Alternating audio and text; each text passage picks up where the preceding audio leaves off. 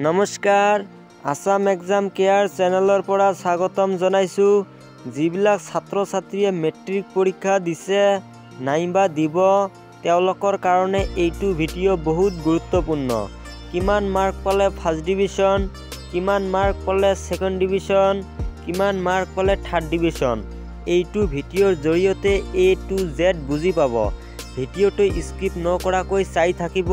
তুমি কোন জিলাৰ পৰা ভিডিওটো চাই আছা কমেন্ট বক্সত জনাই দিব। বেছি পলম নকৰি ভিডিওটো আৰম্ভ কৰো। মেট্ৰিক পৰীক্ষাত প্ৰতিটো বিষয়ত 30 নম্বৰ কৈ পাব লাগিব। সৰ্বমুঠ মাৰ্ক আহে মুঠ 180 নম্বৰ।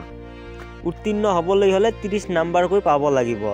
এতিয়া হৈছে থাৰ্ড ডিভিজন তোমাক পাব লাগিব 180 নম্বৰৰ পৰা 269 নম্বৰ তোমাক পাব লাগিব। তেতিয়া তুমি থাৰ্ড ডিভিজন পাবা 30% পৰা 46%। ঠিক আছে, এটো বুজি পালা। এতিয়া হৈছে সেকেন্ড ডিভিজন তোমাক পাবলৈ হলে 45% পৰা 59% পাব লাগিব। 274 পৰা 359 নম্বৰ পাব লাগিব তোমাক। এতিয়া হৈছে আমাৰ ফাৰ্ষ্ট ডিভিজন হলে তোমাৰ 360 নম্বৰ এবভ পাব লাগিব, 60% এবভ পাব লাগিব। তেতিয়া তুমি ফাৰ্ষ্ট ডিভিজনত উত্তীৰ্ণ হবা। এতিয়া আহিছে লেটাৰ মাৰ্ক পাবলৈ হলে 80 নম্বৰৰ ওপৰত মাৰ্ক পাব লাগিব।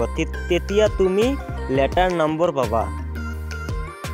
এতিয়া কি আহিছে তোমাক স্টাৰ মাৰ্ক পাবলৈ হলে তোমাক 450 পৰা 509 নম্বৰৰ ভিতৰত পাব লাগিব। পাৰ্সেন্ট হিচাপে আহিলে 75% পৰা 84% পাব লাগিব। তেতিয়া তুমি স্টাৰ মাৰ্ক পাবা। এতিয়া আহিছে ডিস্টিংশন পাবলৈ হলে 510 নম্বৰ এবভ পাব লাগিব। তেতিয়া তুমি ডিস্টিংশন পাবা।